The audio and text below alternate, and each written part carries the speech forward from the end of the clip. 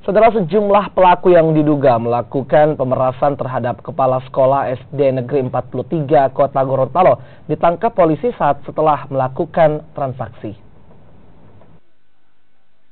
Ketiga orang pelaku pemerasan ini terjaring operasi tangkap tangan setelah mengambil sejumlah uang dari kepala sekolah SDN 43 Gorontalo. Pelaku diduga melakukan pemerasan lantaran kepala sekolah SDN 43 Kota Gorontalo sedang tersangkut masalah dengan orang tua murid terkait permintaan sumbangan pengurusan ijazah yang tidak sesuai prosedur.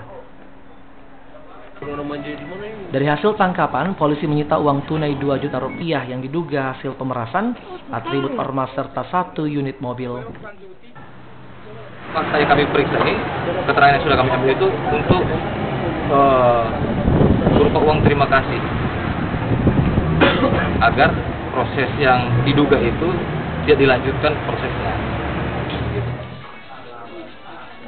Para pelaku dijerat dengan pasal 368 tentang ancaman dan pemerasan dengan hukuman 9 tahun penjara. Muhammad Kaidah, Kompas TV, Gorontalo. Saudara